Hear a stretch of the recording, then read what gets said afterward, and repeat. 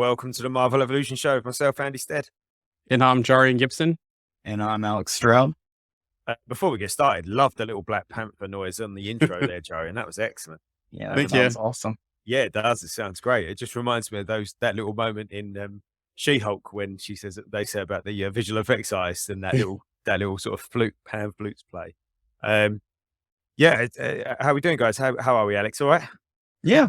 Had a great week. I was actually just sitting here rewatching the Black Panther trailers again for the podcast because kind of had a few different little theories on some things that might be happening. So I'm excited for this podcast. Yeah, nice bit of revision before we get talking. I like it. Jarian, how are you? Good. I added to the Lego collection yesterday. I actually ended up getting the new Hulkbuster one. That thing's expensive, but that thing is big. That box is big, so that's going to take a while to put together. How big? It's bigger than the Black Panther Wakanda T'Challa bust. It's bigger than that. Okay. Nice. So yeah, and the last Iron Man they came out with, the full body one from the Infinity Saga one, that fits inside of this. Oh wow. Yeah. So nice. That's excellent. crazy. That's gonna you're gonna need to move house so you can get a new room to put all this stuff in. I need to fix this in my basement. Do you know what? I was talking about this the other day with my son though, and I said about I said kind of what you were saying the other week, Alex, about stopping collecting Funkos. Not stopping collecting, but stopping buying so many and only buying what really jumps out at you. And I was saying to my son, I think it was just yesterday, that I might have to have a bit of an audit of my collection to try and sort of thin it down a little bit so that I know what I'm getting. Or what I've got, I really, really want. Does that make sense? Mm-hmm. Yeah. And I actually was talking to somebody about this recently about like just quitting buying the more common ones and just buying like new ones that come out that I really kind of like and not collecting sets or not trying to fill like a set anymore. Because it's like, I think the last movie that I did this for was like Doctor Strange, The Multiverse of Madness. And I bought like almost every one of those. And then I was like, man, I really don't need all these Funkos though, and they take up a lot of space, to be honest, if you leave them in the box. So. To be honest, even if you take them out, as you know, I've got all mine out of the box, and even then, that takes up a lot of space. But yeah, I think it's one thing buying a common Funko, but not buying a common Funko that you don't really care about, that you're just buying to make the set, or it doesn't have to be Funkos. It could be anything, Lego for Jarian, or Legends, or any collectible. Just to buy it just because you can, and just because it fills up the set is, that's. Let's put it this way, you've probably got a problem. Well, and I mean, and now with Funko too, like they'll come out with like 3 different variations of like one character in a Funko. And it's like, do I really need all 3 of those? Do I really need like this version, this one, and that one? Like, I'll just buy like the one that I like the most because like I said, like they just take up way too much space at this point, Yeah. Hi, Roxy, you're there. Hi, Jamie, you're there. Good to see you. How are we? Jimmy's gonna come in here. Last I got was a Mega Red. Looks amazing, but yeah, only going for those jump out at me now. So that's a good strategy because I went down the rabbit hole hard and it took me a while to get out of it. That's a really good Funko. The Mega Red one. That one's awesome. Do you know what? I like all of those old X-Men ones. They're not. I don't think they're old, but the old. What I mean is the style. The style. Yeah, they all look really cool. I like all of them. The Bishop looks great as well. There's quite a few of those old ones. There's a Kitty Pryde one with Lockheed. With Lockheed. That's a really cool one. All of that, like I say, all of those old ones are quite cool. I like the Magic one too. I think that's a more recent one that came out. That one was pretty cool. But yeah, a lot of the old X-Men Funkos are really, really cool. Jamie's literally just agreed with you there.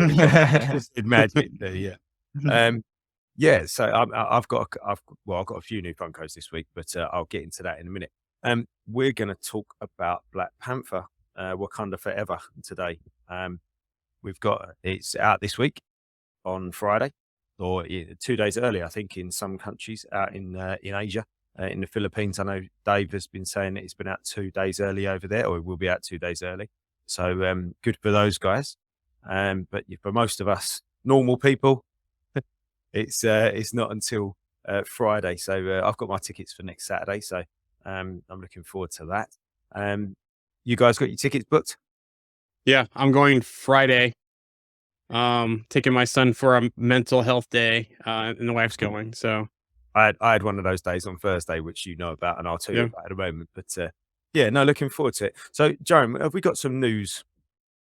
Oh, actually, before we get into that, I finished reading Devil's Reign, the Devil's Reign run. Really good, really liked it. And literally every page that I read, I was sitting there going, "They've got to go this way with the Daredevil Born Again show." It all makes sense. There's a big Thunderbolts presence within the story as well, and it just looking at when when Born Again is being released, when Thunderbolts is being released, for me, it all kind of makes sense. It all just sort of wraps into one. This story looks like that story, or looks like that's what that story should be. Whether they do or not, I don't know. But it was a good comic. A really fantastic bit at the end, with Elektra and Matt and Fisk. Really good. But yeah, really enjoyed it. Highly recommend it, especially if you like the street level stuff. I'll have to check that one out. Yeah, check, definitely. Do you have physical or did you read on Marvel Unlimited? No, I got a book. Okay. I bought the graphic novel. So I can't. I think we've spoke about this before, and I like tangible things. I like to be able to flick pages. I did try, because there was a 3 month, I think, on Marvel Unlimited at one point a little while ago, and I did get it, and it was great, but I found myself not wanting to read, and I don't want to do that. Do you know what I mean? I want to be able to read, and I feel like if I just relied on Marvel Unlimited, I probably wouldn't, because swiping left, it doesn't help. So I always read it on the computer, and I always feel like the viewing is always what I have issues with it. Because like whenever I'm holding like a book and I'm like looking at it, like I can see like everything on like both pages. But with this, it's like it does this weird thing on my computer where it either like wants to zoom in on just like a couple of panels, and then like I have to keep like sliding and sliding and sliding, which I don't really like. And then you try and like do the full picture, and you can't really see everything that well sometimes on some panels. So that's my issue with it. But I mean, I always use Marvel Unlimited. I find myself now, whenever I do buy like comics, I always like buy the book and put it away and read on Marvel Unlimited. I don't know why. But I mostly read on my iPad, and then sometimes depending where I'm at or what I'm doing, I'll read my iPhone. I have iPhone X, so that's not too bad, especially when you do the tap on it and does kind of the smart scrolling for you with it. So it's not too bad, but I prefer doing it on the iPad though. Cool. Roxy said she's going to watch the Black Panther double feature on Thursday afternoon. Nice double feature. That would be. I've always wanted to do that. Have either of you done that? A big double feature? I haven't. They have one here, and it was all day, but I was like, I don't have all day to do that for that day. And then Jamie goes, too much to choose from, all on one to go. So I'm not sure, maybe all of them to go at the same time, or no, I think he means for Marvel Unlimited. Let us know. Oh, yeah. I kind of know what you mean, and it's almost the same as you must have done this before, where you've turned Netflix on and you're, I'm going to find something to watch, and then you just spend about 20 minutes flicking, trying to find something to watch, and you never actually watch anything. Sometimes it's better if they just put a movie on for you on a TV channel that you're watching, and you'll just watch it because they've made up your mind for you. And I think that's where Jamie's going with that. And I can see I would fall into that trap. I would go, oh no, I don't want to read that. I don't want to read that. I don't want to read that. Do I really read that? Let's have a look, see if there's anything different. And then I'll never read anything.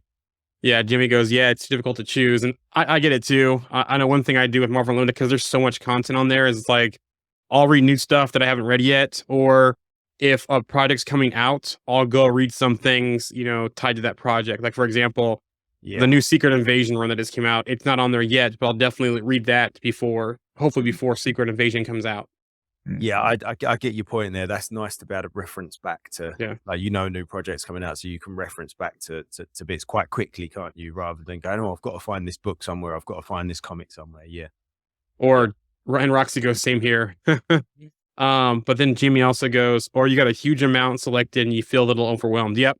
That's why, when you have downtime or in places where you can read. That's when those are the good times to just pick a run or pick a series and just go through it if you can. Yeah.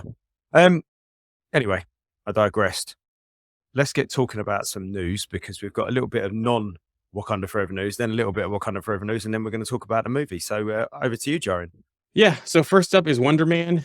Remember last week I talked about that it was rumored that Yahya Abdul Mateen II is rumored to play him. Well, it looks like it's a done deal now. He's set to join the Disney Plus series as Wonder Man / Simon Williams.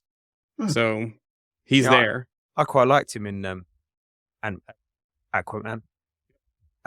Sorry, I liked him in the Watchmen show. Mm-hmm. Yeah, I thought he did a great job as Dr. Manhattan. Yep. Denton Daniel Cretton will direct at least one episode of Wonder Man. It sounds like. But another piece of news here is that Bob Odenkirk is being eyed for a secret role, possibly near Neil Sorian, Wonder Man's agent, for the series. I did see about that, actually, and I'm not overly familiar with either that actor or, I mean, I know who he is, or the character that he's going to be playing. So yeah. So you've seen what's that latest movie where he's like a spy? And he gets beat up on the bus if he's fighting the Russians. He's in Better Call Saul. Is it? Yeah. The lawyer. And Breaking Bad. Is it Nobody?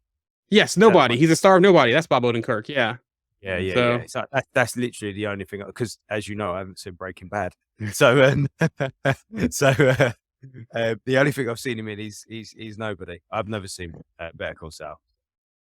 Yeah. He's a phenomenal actor. I think he's so talented, and Better Call Saul is such a great show. And I'm one of those people that I actually think it's a little bit better than Breaking Bad at some points, but that's just me. But it's a spinoff of Breaking Bad, and it's phenomenal show. You have to watch it. Gotcha.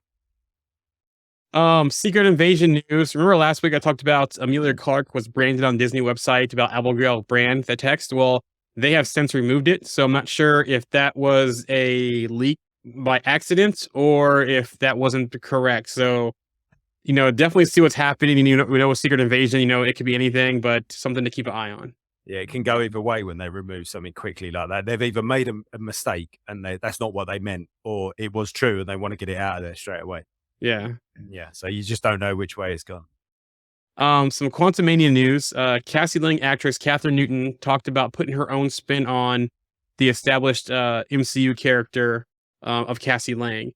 She went on to say that I'm really not perfect and I'm super impatient and I want to be a hero, but I have no idea what I'm doing. And I think Cassie Lang is like that. She's just trying to figure out how to be a good person and, making a lot of mistakes. She's kind of a mess, really. Yeah. And so am I, which, kind of comes back where, as a younger Cassie in the, other Ant-Man movies, she was so excited. So wanted to be his sidekick and help him out. So I can see where she's coming from. Yeah, totally. When you were saying that, I was just thinking, yeah, that's exactly. I mean, I've not read a huge amount of Cassie Lang, but everything I've read, that describes it perfectly. Mm-hmm. Even the trailer when, she's messing with the beacon that goes into the quantum realm, she's tinkering and not knowing what the consequences are. So, New World Order, producer Nate Moore, talked about some stuff with Sam Wilson and Thunderbolt Ross. So basically what he said was, well, look, Sam Wilson's Captain America. He's going to bring his own team to play. It's no secret that Samuel Stearns is making his return to the MCU, which is fantastic because Tim Blake Nelson is the best. Harrison Ford is taking on the role of General Thaddeus Thunderbolt Ross.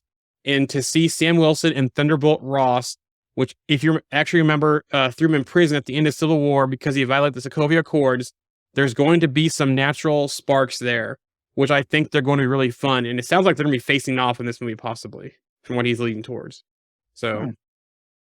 Yeah, that sounds great. I think we've mentioned about the Hulk element in New World Order before, whether it's going to be, maybe the leader, he's kind of creating different Hulks. So I'm looking forward to that.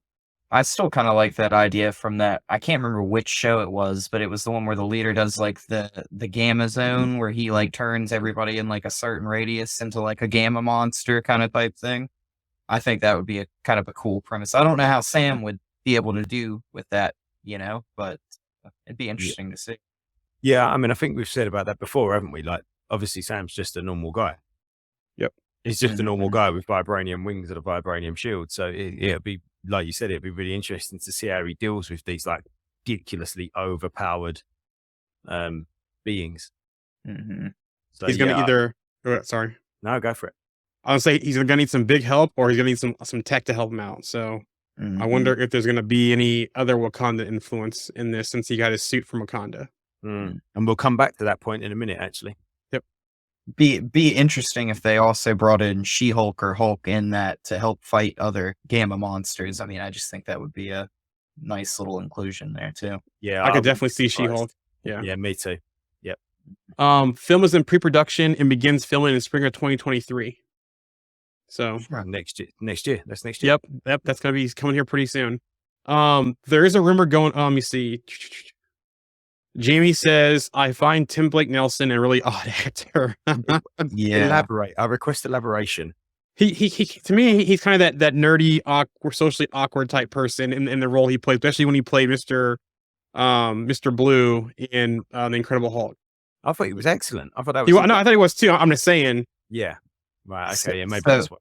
So he was just in, I think, the first episode of Cabinet of Curiosities or whatever that I just saw, not too long ago. And yeah, he is a kind of an odd actor. Like, he's a good actor, but he's just kind of strange to me. You know what I'm saying? Like, he always plays really multi-dimensional characters, I guess is a good way of saying it. Yeah, Jimmy goes, "Yep, he just always seems uncomfortable, kind of like that socially awkward type person."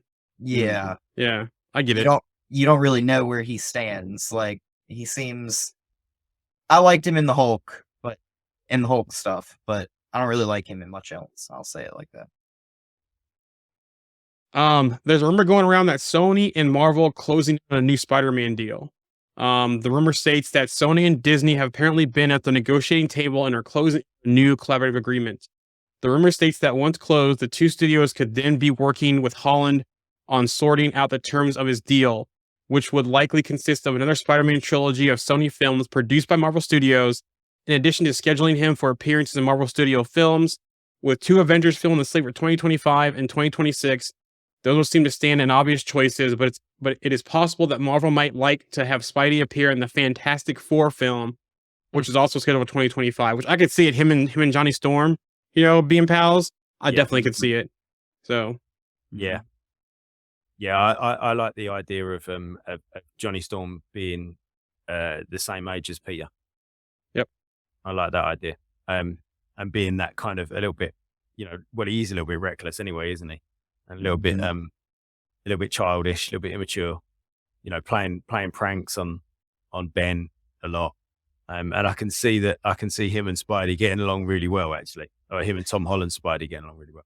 And that's such a good opportunity for something like Spider-Man and His Amazing Friends, and bring in like Iceman or something, and do those 3 together for a little bit. Like, they can just have their own little odd adventure, do whatever. That'd be That'd be amazing, wouldn't it? That'd be excellent, wouldn't it? Seeing those 3, actually, Mhm. that would be superb. I'd love to see that. Yeah, that'd be really, really cool. And they I could know even I Go know ahead. it's not Firestar like in the cartoon that they had like a long time ago, but you could bring in Human Torch and just kind of slide Spider-Man right into that Fantastic Four realm and back and forth, Yeah, I think that'd be a great idea, having this kind of almost like sort of a lad's holiday almost. Just, the 3 of them going on a lad's holiday. That'd be, or within the realms of a Marvel movie. I mean, that'd be great. Yeah, I'd like to see that. Yeah. Born Who would Again you- too. Who would you pick as Iceman? Iceman. Ooh, Oh, that's that's a good hard. question. I quite like the guy who played Cyclops in Oh, in the newer ones, the younger in the- Cyclops. yeah, I can't remember what his name is now, but I quite liked him. I quite like him as an idea for Iceman. I can see. Yeah, Mhm. yeah. Get Peter as bombastic Bagman. Yeah, I'll just see. Yeah. Yeah. I could see also Spider-Man showing up in Daredevil Born Again as well, depending on Yeah. what they do with the story. At Mhm. least one of the if they do it in 3 parts and 6 episode chunks, one of the parts I could see him coming into. Yep. Mhm. Yeah, that'd be interesting if they managed in that deal to get him for a Disney Plus show, wouldn't it? and that would make perfect sense for Daredevil. So, Mm. Agatha Covenant Chaos, Joe Locke cast in series. His role is being kept under wraps. Locke made a scripted television debut in the Netflix series Heartstopper, based on the comic graphic novel of the same name. He stars as Charlie Spring, a gay teenager who falls in love with a popular classmate played by Kit Connor. This sounds like Wiccan or Hulkling to me. God, he's got to be Wiccan. I mean, you look at his face; he looks. It's the spitting image of. Yep. And surely, like an older Wiccan. Yep, Yeah. exactly. Yeah, he's got. Back to Spider-Man. Jamie goes Spider-Man and Deadpool. Could theme in that as well. Another option there. So definitely some options to do that. Other news. Jillian Hillard. This is rumored that the actor for Billy Maximoff, basically semi-confirms the rumor that Joe Locke will play a teenage version of Billy in the upcoming series. But that was kind of disputed this week, so I'm not sure. I saw mixed things at it. I saw his reaction tweets, and his reaction tweets really, they were kind of cryptic. So I don't really think it confirmed anything, but people are taking his tweets as a confirmation. So just something to keep an eye on there. Another big casting news is that Marvel Studios has cast Aubrey Plaza in a mysterious role as well. So she's from, Parks and Rec. She's been in other movies.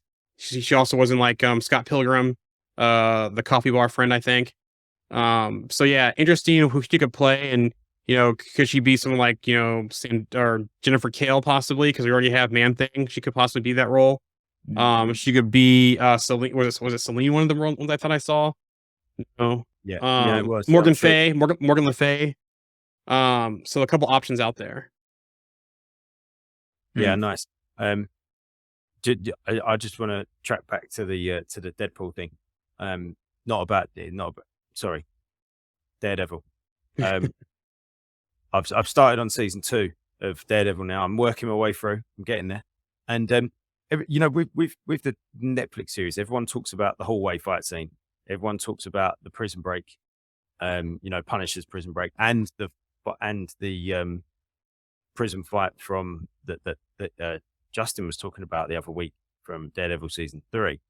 I'd totally forgotten about Daredevil's fight with the biker gang, the Dogs of Hell, when he's coming down the stairway. Like, how good was that? That was incredible. Absolutely incredible. And pretty much one shot as well. Again, that style. But yeah, really, really enjoying watching that again and just reminding myself of how good that show was. So yeah, I'm getting there. Watched Jessica Jones is done. I'm halfway through season 2 of Daredevil. I'm getting into the nitty gritty of it now. I'll be catching up. Don't worry. Yeah, you watch all the good stuff in Daredevil and Jessica Jones and the other shows, and then you see the fight scenes in Iron Fist and just get disappointed. Yeah, I don't know how but that's why when you watch Defenders and you see Daredevil literally give Danny Rand the hands, you're like, oh, no wonder. He's so much of a better fighter. You know what I'm saying? But this guy's supposed to be one of the best martial artists, and it just doesn't seem that way. No, he's just not. That doesn't exude that at all. No, not at all. Not at all. More Agatha news. Ali An and Maria Diza also joined the cast. And then, according to a latest report, the series will be a limited series running for 9 episodes. There's no word if that means it'll be a half-hour show, or Marvel Studios' first time tackling a 9-episode drama. Jeff Schaefer and Ganja Montero may direct at least 1 episode each. So you mentioned Morgan Le Fay. So I mean, could this go back through the eras potentially? It could. Go back over hundreds and hundreds of years, or 500 years or something. Yeah, definitely. Yeah, I mean, there's a lot of story that they could tell there. I mean, we could even see characters like Mephisto in this eventually. And could she be a female version of Mephisto in this show as well? Since he likes to, change forms and do things, that kind of stuff. Maybe that's how he gained access and trust with Agatha. Maybe, I don't know. Just throwing some things out there, but yeah, it'd be interesting to see what she had done with the Darkhold too, and all that time she had it. So, and how she came across it. Yeah, that's what I'm interested to see where the Darkhold's been. Some what if new? Oh, go ahead. Sorry, John. I'm almost more interested to see the history of the dark, not the journey of the Darkhold than I am to see the journey of Agatha. Definitely. I wonder if they could do like a Darkhold special presentation, or do like an assembled on the Darkhold, or one of the like Legends episodes on the Darkhold, to kind of cover some of that too. If they, that they can't have full content on it though. Yeah. So That'd be different, wouldn't it? Having a special presentation or anything, a project on an item rather than on a person, because everything we've had so far has been about a team or an individual or a team, and it would be interesting to have a project just on an item. I could see how some shorts could work for that, sort of like maybe 10-minute shorts of showing someone using the Darkhold, at a different time for a different reason, and just giving you almost like the Darkhold story through its eyes. Yep. Could do the same thing for the Blood Gem. Could do the Ebony Blade as well, because all we know, we saw Damon pick it up. Going to pick it up, and that's all we saw, the Ebony Blade. We don't know anything else about it in the MCU. So they could connect that to so many different characters and like different history things in the MCU. And I mean, like they could literally go, hey, werewolves are a result of the Darkhold, like vampires are a result of the Darkhold, like all this other things, like a bunch of other supernatural like things. They could link Mephisto, Chthon, like they could go all kinds of different ways with it. I don't know if either of you have seen it, but there's The Walking Dead done a spin-off webisode series. Jamie's watching, so he might have seen it, called The Red Machete. And it was about Rick Grimes's red machete, or red-handled machete. And that was that, actually, now thinking about it. I just thought I'd come up with an amazing idea, but I've seen it before, obviously. So obviously somebody else had come up with the idea and I just remembered it. But they did that was like that. It was the story of the red machete, and it went through sort of 3 or 4 different characters that had this thing. So yeah, it has been done before, and actually that was excellent. And if you haven't seen it, you don't really need to know anything about The Walking Dead to watch it. And it's not very long. I think they're like 5 minutes each or 6 minutes each, and there's about 10 of them, I think. So you can watch the whole thing in an hour. But that's really well worth watching, actually. And that's exactly that. Like you said, Alex, it's sort of, these items could have been with and been responsible for so many different, things that have happened in the Marvel Universe's timeline. And imagine like seeing something like that for like the Necro Sword or something like that, like seeing like just like the history before, because we kind of just get it like kind of dumped in our lap, like as of like, this is what just happened now, nothing before. Like, so I mean, they could use that kind of as like hey, let's connect this and connect some other dots down the road if we want to, Yeah, Jimmy goes, they could do something like the recent Darkhold saga. So that's a good option too as well. What If news? Kate Blanchett is set to return as Hela in season 2 of What If. So okay, yep, more Kate Blanchett. Yeah, they said that they was going to bring in more Phase 4 characters into it. So yeah, cool. Yeah. I know, like Red Guardians rumored, Shang-Chi. Some of the movies that we saw from Phase 4 are definitely gonna have characters show up in What If season 2. So, Don Cheadle did take some time to tease a Rhodey War Machine rebirth. You want to say, who was Rhodey? Where did he come from? What are the relationships? What's important, or who's important to him? Who is he important to? What does he want to do? What are his goals? What are his desires outside of the relationship with these people that we've seen? Who is he when he's by himself? A lot of these things we haven't seen before. So there's, like I said, a good opportunity to explore all that stuff and hopefully create a full character that now, when we see the suit, we see everything else. We know what's behind that. It's a rebirth in a way, it's coming back to this character, but we never gone to the places that we're about to go in the show. So I feel like we're in some ways just getting to know him after all this time, which, it sounds like we're going to have a pretty good arc of Rhodey between Secret Invasion and Armor Wars movie. And also, all I could think of the whole time you was talking there, Jarian, was he's been away all this time, and he's been a Skrull all this time, and now we're going to see the real Rhodey. Yep, because that rebirth thing is interesting. Yeah, that's that. I mean, maybe I'm wrong. I don't know, but you know, I'm just sitting there because we're seeing him in Secret Invasion, aren't we? And then they're saying that Armor Wars is going to play off the back of that. And yeah, someone's got to be a Skrull. Yeah, it'd be kind of cool to see that between Iron Man 1 and Iron Man 2, when they switch from Terrence Howard to Don Cheadle, that they say, look, that's when the scroll thing happened, and that's when, you know, Don Cheadle walking in the hearing, the congressional hearing in the beginning of Iron Man 2, that's a scroll right there. That'd be kind of cool if they play it that way, that he's been a scroll this entire time, but he's not known it because, you know, like you said, he's been so deep cover that some scrolls don't know they're scrolls.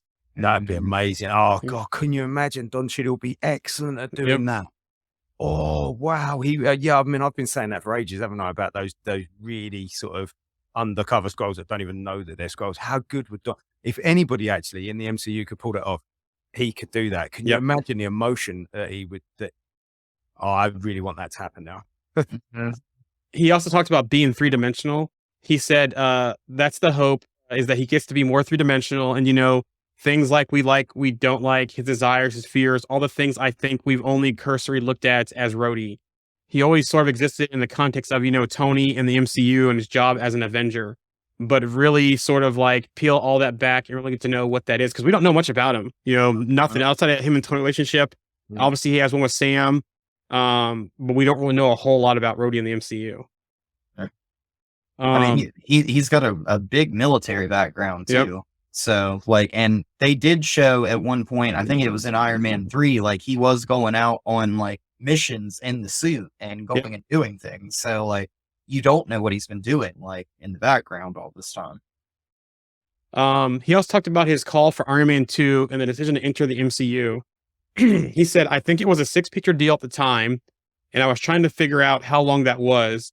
I said, what are these? What are the movies? What are they going to be like? How's the character going to develop? They were like, we're not sure about any of those answers, but we need an answer in an hour. And I said, I'm at my daughter's birthday party laser tag game. And they said, oh, it'll take 2 hours. So now you have to take 2 hours to decide, is this something you're going to do for however many years this was going to turn out to be? And I talked to my wife about that, and we just kind of said, yeah, let's roll the dice and see. Which, if he says 6 movies, he's been in Iron Man 2, Iron Man 3, Age of Ultron, Civil War, Age of Ultron, Infinity War, and Endgame. So that's already 6 movies right there. And not to mention, he just showed up in Falcon the Winter Soldier. He's going to be in Secret Invasion, and now he's getting Armor Wars movie. So he actually probably got, I don't know if they did like a short-term deal or just a byproduct deal with him, but he's gotten extended because he's done those 6 movies already. I wonder if that was part of the change or part of the reason why it went from being like a show to a movie, because wasn't it going to be a show at one point? Maybe he like went for some kind of different contractual agreement, and then they're like, all right, we'll just make it a movie. Unless he's got a big role coming up, you know, going forward too as well. So something to keep an eye on. Ironheart, set photos seem to confirm a Doctor Strange character, Zelma Stanton. In a photo, a sign for a bookstore reads Stanton Sweets, Reads, and More. You know, and she's a recent character from a 2015 run of Doctor Strange. She's a librarian for Doctor Strange in that run. So, you know, more, you know, magic users in the show, you know, in early stages of, you know, an ally for Doctor Strange is being shown now in Ironheart. I need to read more of the Strange Academy, wasn't it? The Academy, and I still need to read Death of Doctor Strange as well, which is on my list. That's so good. Yeah, it is. That's one of the next things on my list to get and to read, actually. But that Strange Academy, I'm guessing, is where a lot of these not new characters, but characters like that, I'm guessing that's where they pop up, all of these tied characters to Doctor Strange. Producer Nate Moore confirms Ironheart is a direct sequel of Wakanda Forever. So Wakanda Forever is going to have direct impact on Ironheart. He wanted to say Riri is carrying the experience that she had in this movie back home to MIT, and there's some interesting repercussions to her adventures that will set her on a fun course. So I don't know if that's, you know, from another room I'm going to talk about, you know, coming up, anything with government stuff, maybe Department of Damage Control, you know, but looks like she's going to be on someone's radar after Wakanda Forever. So, the Russo brothers did talk about the return to the MCU, but don't get excited because it's not good news. They basically have said, we're always talking. We need to see what would work. we won't be ready to do anything with Marvel until the end of the decade. So you're about 7 years before we're going to see the Russos do anything, unless something changes, because they have their own studio. They're doing other things right now. Unless something changes, we're not going to see them till the end of the decade. And they could do Avengers versus X-Men. Yep. But Secret Wars, none of that stuff, they're not going to probably be doing that. Yeah. Wow. Loki, basically there's a book that discusses Sylvie's true origins. In an excerpt from the new Marvel Loki, the art of the series book, the cast and crew of Marvel Studios Loki finally confirmed that Sylvie is directly inspired by Enchantress in terms of the character and design. The book confirmed that Sylvie combines Lady Loki and Sylvie Leston's Enchantress, the former being a female form that Loki shifts into, and becomes like a big, adversary from the comics. So again, she was like basically a mashup of the two, but a lot of it was Enchantress inspired. Okay. So now you know. Last week we talked about Venom 3, where Andy Serkis is not going to be directing anymore. He did talk about why he's not going to be directing anymore. Look, I had a ball doing Let There Be Carnage. Tom Hardy is such a good friend of mine, and I felt very proud of the work. We had such fun doing it. To be the custodian of the franchise for a little while was great. I've got so many projects that I was just about to work on, like Animal Farm, for instance. We're just about to go into production with that, and then we delayed as Venom came up. I really have to be very on top of the ones that I have been building to do for such a long time. But I'm really delighted that Kelly's doing that. She's so in control of the material with Tom. The pair are such a great team to work with. I'm really excited to see what they're going to come up with. So it sounds like he's just busy and scheduling conflict, basically. Some Daredevil news. Production company is Blind Faith Productions LLC. The working title is Out the Kitchen. So I wonder if we're going to see some adventures outside of Hell's Kitchen, more like we saw with She-Hulk. Yeah. Maybe he leaves Hell's Kitchen. Yeah. Well, Especially it seems strange why he went all the way over to LA in the first place. Was it really just to pick up a suit? Well, and also the part about him like defending Jacobson in court, like he didn't really probably pass bar and or wherever it was, California. So I don't imagine he could really just get on a plane and fly over there and be like, "Oh, I'm going to be your lawyer in California now."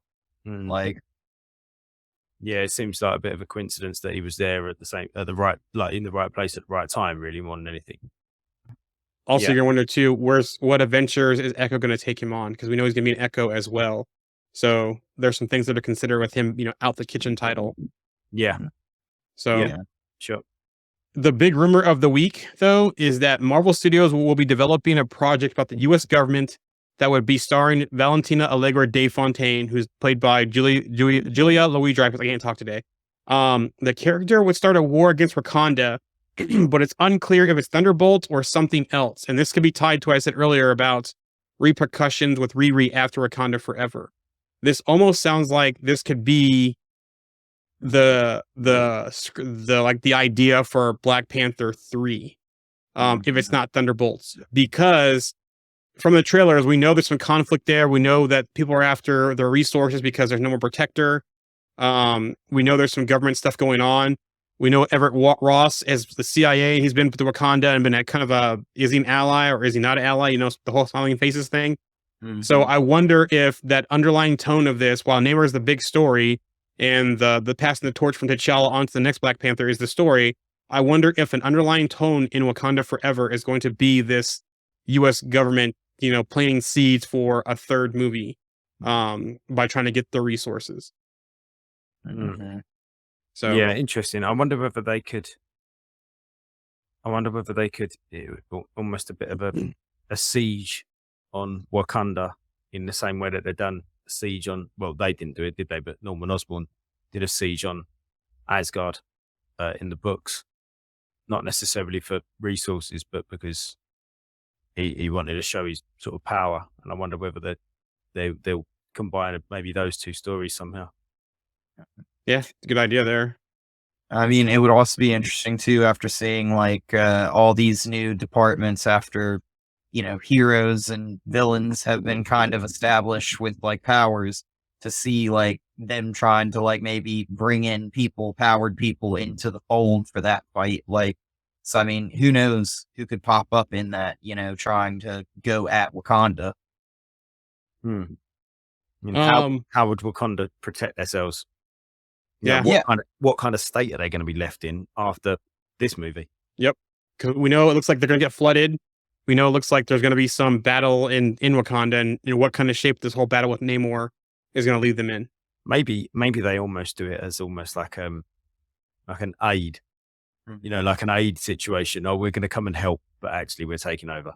Infiltration. Yeah. Yeah. And they send in, like, Val sends in, like, the Thunderbolts or something in Black Panther 3, like that would be kind of a crazy twist. Yeah, but the Thunderbolts are actually they're not wanted there at all, and they just sort of lay down a sort of a hard line, a hard rule. They use their sort of positions of authority to, get what they want, and the US government at the same time are sort of pilfering vibranium from underneath them while they're sort of in a state of repair after the war with Namor. Some She-Hulk news. Marvel Studio concept artist Konstantin Serkis revealed Scar is 17 to 18 years old. And we also know that time is different on Sakaar, so that could make sense, and that could put him in line with the Young Avengers type role as well. Spider-Verse 2 and 3 news. It looks like Tom Holland's Spider-Man from the MCU will be part of the upcoming movie. The sequel for it. It's not currently known Holland himself will be back to voice the role, but there has been word that the character will appear in the film. The report also further goes on to says there's been discussions about incorporating Andrew Garfield and Tobey Maguire's Spider-Man as a cameo in either the first part or the second part of that film. So we have Across the Spider-Verse, and we also have Beyond the Spider-Verse, because now it's a 2-part film, basically. So, yeah, that'll be interesting to see. Excellent. First one was great, so I can't wait to see the next one. That's all I have for non-Wakanda Forever news. The rest is a lot of Wakanda Forever news. So you guys ready for that? Superb. Yeah, let's do it. All right. So Marvel Studios did hold a special screening of Black Panther Wakanda Forever in support of Chadwick Boseman Foundation for the Arts. Ryan Coogler, Letitia Wright, Lupita Nyong'o, Donnie Guerrera, Winston Duke, Tenoch Huerta, and Angela Bassett all attended. It was hosted by Disney, Marvel Studios, and this was at the Chadwick Boseman Foundation for the Arts and the Smithsonian National Museum of African History and Culture. So that was pretty cool. Excellent. Hope they make money for it. Yep. Coogler. So Ryan Coogler has some quotes here from some interviews after the premiere. Excuse me. He talked about a new Panther introduction. He said, it's complicated, what all I will say is Chadwick was all about pushing things forward while being aware of what took place behind him. That concept is one of the things that I'll always hold in terms of lessons from him. And he was also so brilliant at understanding moments in the moment he was in. And then he goes on to say, so that's why I was trying to channel him in terms of going through this process, understanding that we had to keep moving forward, even though we lost him in a physical sense. He was a giant man, a giant of a man. The screen couldn't contain him. To watch his movies is to only know a piece of him. We felt so fortunate to know the guy, and we tried to honor him on this one. Yeah. That's very powerful. He obviously had a very close friendship with him. Every time I've heard him speak, every time I've seen him speak, he's been very, very emotional when he speaks about Chadwick. So, yeah. He also talked about how the sequel originally focused on the Thanos post-snap. The character was going to be grieving the loss of time, coming back after being gone for 5 years. As a man with so much responsibility, so many, coming back after a forced 5-year absence, that's what the film was tackling. He was grieving time he couldn't get back. Grief was a big part of it. So it did sound like, the sequel was going to be a lot about post-fallout from him being gone from the snap, what happened to Wakanda. I wonder if that's also going to be, because the next quote I'll talk about, Namor was always the protagonist.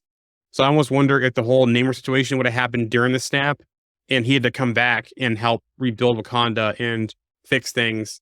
once he was, basically came back from the blip. So we wanted to say who the protagonist was, the flaws of the protagonist, what the protagonist was dealing with in their journey. All that stuff had to be different due to us losing him and the decisions we made moving forward. So again, Namor was always going to be the person for the sequel, but the story changed. He also addressed Doom. I think he's an incredible character in publishing. He's one of the big ones, and unlike Namor, there's been several different representations of him in film. So I think that's what excited me the most about Namor, where was that there hadn't been any representations, like you didn't have any baggage of any other actors or any other performances or any other movies. It was just publishing of Namor. I think Doom was a little different when it comes to that, but man, what an incredible character, man. I think he's often in people's list of favorite characters overall, as opposed not even just villains. So I think I would understand people want to see Doom represented. So unless we get some other hints, I don't think we're getting anything major for Doom in the film. Agreed. Yeah. He also talked about finishing the original script when Chadwick passed away. He said, I just finished it, man. My last conversation was calling him, asking him if he wanted to read it before I got notes from the studio. That was the last time we spoke. And yeah, so, he passed maybe a couple weeks after I finished the script. So, yeah, you can see why Coogler was so, the way he talks, the way he's honored him, and just, them not doing anything with the T'Challa at this time in the story. Because they were a lot close. Because he also talks about his last call with Chadwick. He said, it's all good. What do you say? He was tired, bro. I could tell he was tired. I've been trying to get a hold of him for a few days, and Denzel Washington have been trying to get a hold of him too. So I texted him and told him, hey man, Denzel said he's been looking for you too, because he just did Ma Rainey for Denzel. So he called me. I could tell he was laying down. We were talking, and Simone Bozeman, his wife, was with him and laughs. He kicked Simone out because he told her he didn't want her to hear nothing that could get him in trouble with the NDA. And she didn't want to leave him, so I could tell something was up, but they were joking and laughing. So I wonder, I don't know whether he knew he was ill at that point. I think he did, or it was early stages, or can only speculate. But they probably knew, because if she wouldn't leave his side, I think they knew something. Maybe it wasn't. Whether Ryan knew that. Oh yeah. Sorry, yeah. I don't think Ryan knew anything. I honestly don't. He wouldn't have finished a script, would he? Yep. Exactly. I know that sounds pretty crass, but do you know what I mean? He wouldn't have done, would he? Nope. If he knew that it wasn't going to be followed through with, he wouldn't have been phoning him to see what he thought about it either. So yeah, he probably didn't know. But then I think that was the story, not story, but that was what people were saying, wasn't it? That he kept it from almost everybody apart from his very, very close family. Yep. He also talked about Chadwick not wanting to read the script. He talked about how they were planning their wedding in South Carolina and how many people he was going to invite. And he asked about my kid because he had missed our baby shower. And then he was like, yeah, he said he didn't want to read it because he didn't want to get in the way of whatever notes the studio might have. So he was like, it's better if I can read it later.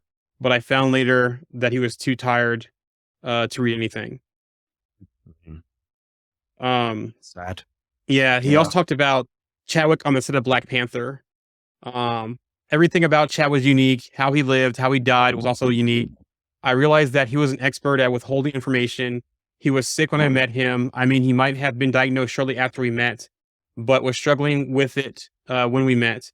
You know what I mean? The first time I met him was 2015. And when he passed, bro, I found out like, oh man, I was just going back to all the things that I asked him to do in the movie, laughing. The fight this dude, hang on to this thing, jump onto this pad, and some days where I would find him doing things that were kind of inexplicable.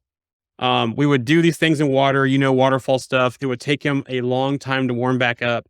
He had to be in a warming tent for a long time, and I'd be like, man, that's odd. Things like that, or some days I would find him just incredibly sad, but looking back, I'm like, my man was dying. It's a shocking thing to realize. It's also a thing where it's like, I can't quit. If he did all that while he was going through that, that is just grief. So it's like, we got to push through. So it does sound like that he was even sick during the first Black Panther filming as well. Wow. And he was just pushing through. That's just unreal, isn't it? Yeah, something about Civil War, Black Panther, Infinity War, Endgame, all that. That's incredible. Yeah. That's absolutely incredible. He also addressed Namor's strength. He's incredibly strong. He's as strong as Thor, and if he's around enough water, he can be as strong as the Hulk. Huh. That's interesting. So, I'll be interested to see um, how that plays out on screen and actually visually how that works. and there's a pretty cool shot of him in the latest teaser, him fighting Suri. This punch he looks like, and the way he looks like, he almost looks like on the back of him, almost like the Hulk's back in that scene. If you look at the clip of it that I posted on the page. Producer Nate Moore was also interviewed and had some quotes here. He talked about a third movie. That's a great question. To be honest, this is not me trying not to answer the questions. We really want to see how audiences receive the film. And I think Ryan's really interested to see how the film plays before we decide. There are certainly ideas we floated around of what a third film could be if we make it.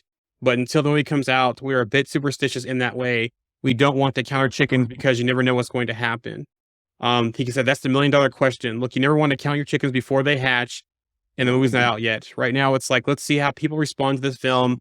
But the hope is audiences demand that we make another one. And certainly there have been ideas thrown around, so we'll see. So this and that news about the government invading Wakanda, it almost seems like they've already got, at least some kind of idea what they want to do for a third film. Yeah, I should imagine they started planning it out. Yep. When they had to rewrite this script.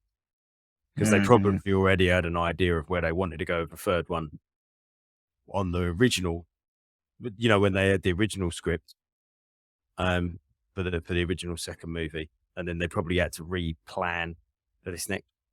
Yep. He also just talked about Namor being a mutant. So Namor is a mutant in this film. He said, no, it was fun. I mean, we don't want to get ahead of ourselves. We don't want to overpromise something that's not on the horizon. But it's the truth. The truth is Namor's a mutant. You know what I mean? And as a fan of publishing and his history, it would have felt disingenuous not to say that. It's fun to leave these breadcrumbs as sort of where they can go. And Tenoch is clearly very excited about it, which is great. Part of the fun of making these movies is seeing how the cast really embrace their characters and allowing them to have that excitement and really live in it. So there you go. Namor is a mutant. And I mean, like you've seen like in the trailers too, like his flight ability, like he uses that pretty full on. So, and it's very cool how they did it too. I think it looks visually pretty cool. So he also talked about Riley and Coogler reserving the use of Namor since the first Black Panther. So Namor was always in the cards. Like I said, from what Coogler said earlier, and now what Namor is saying, Ryan is a huge fan of the comic books, and in publishing, Namor and Atlantis often would come in conflict with Wakanda and the Black Panther. And so even as early in the post-production in the first movie, he was like, if we get so lucky, can I just raise my hand and make sure no one uses Namor? And luckily nobody was, and he had a great idea for it very early on. So we started building towards that idea, which I think is really fun, which also goes back to, they wanted to put Namor in a post-credit scene, like that beach scene, I guess they wanted to put in the end of Black Panther as well. So they've been wanting Namor the whole time. And so he also talked about Wakanda spin-off series. Because of the amount of time and attention that went into this film, and frankly, the Ironheart show, that's probably not as far as long as people want it to be, but there are so many great ideas that we're still talking to Ryan about, so we'll see how far we can get. So it sounds like between this and Ironheart that those Wakanda series, those 2 Disney Plus series, are not going to be for a while, because everything went into this.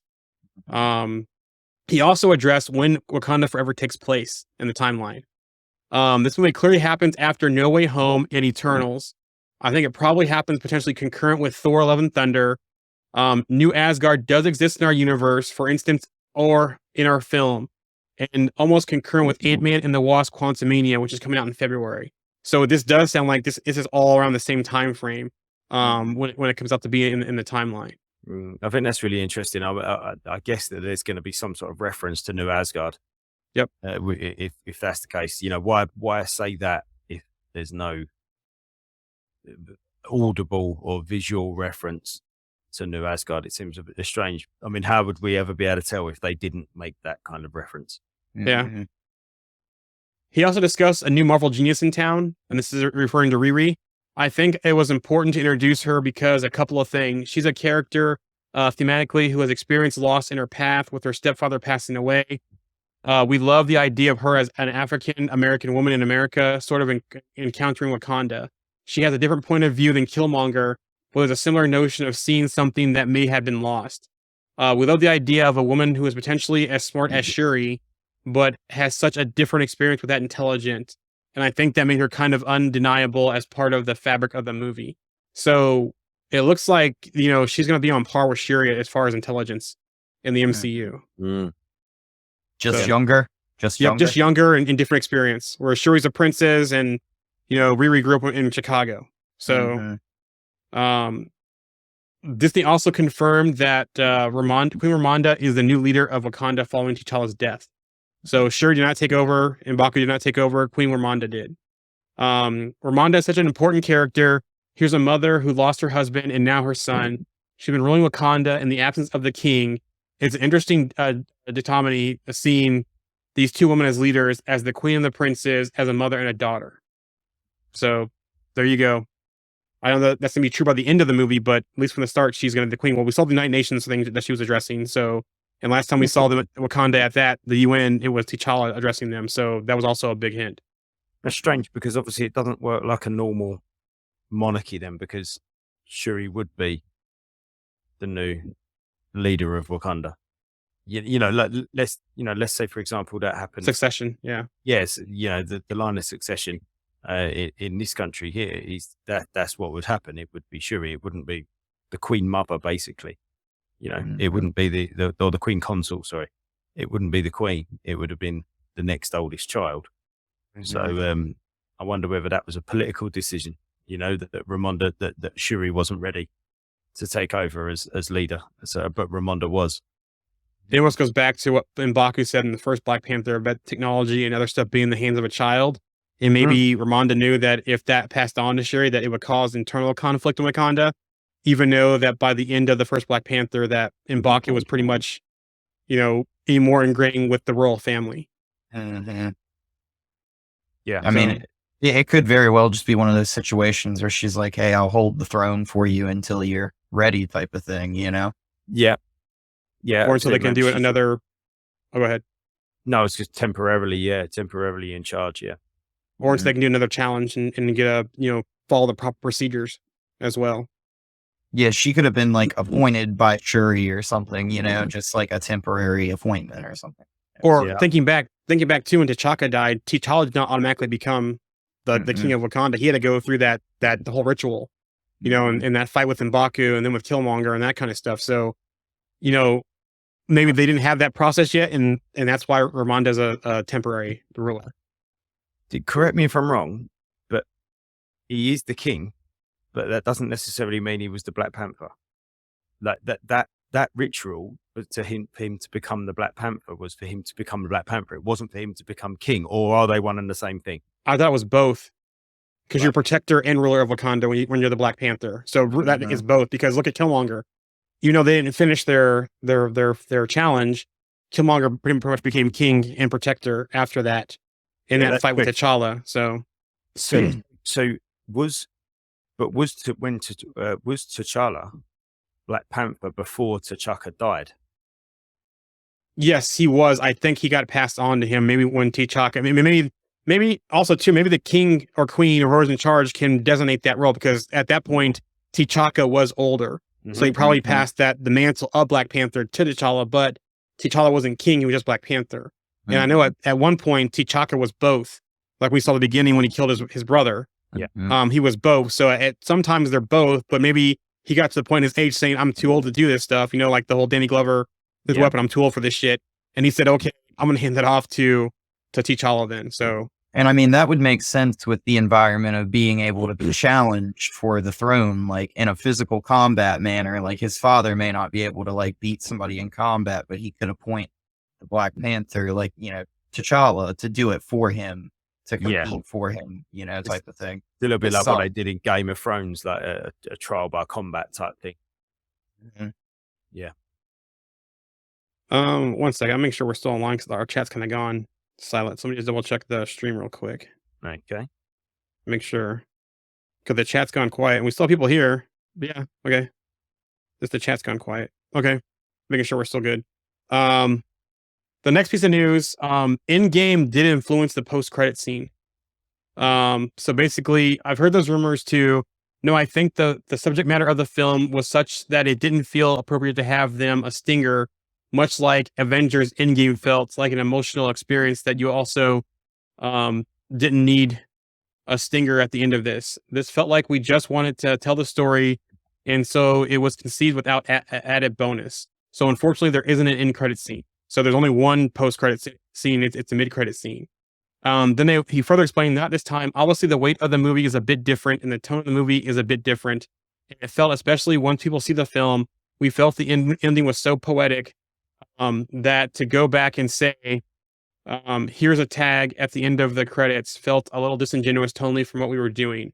Much like Avengers Endgame didn't have a tag, this didn't feel like a movie that needed it. So it sounds like we're getting that one post-credit scene or mid-credit scene, and that's it. Who's going to stay till the very end, though, just to be sure that they don't miss anything important? Yeah, me too. Yeah, just to make sure, just to be sure. And also, just so that you don't get people like, talking behind your back as you're walking out going, look at these idiots. Do they not know what I'm at? And you're like, no, actually, I know more than what you think you know, yeah, still just to make double sure. You never know. There might be a little bit of text that comes up that we need to see. Every time I go with one of my friends and they stand up right as the movie finishes, I'm like, where are you going? You better sit back down. Like, or you can go stand out in the lobby if you want, but I'm going to sit right here. Like, yeah, I'll be 7 minutes. Yeah. There are some quotes here from Tenoch Huerta. The first thing he said was there's 2 MCU characters he'd like Namor to meet.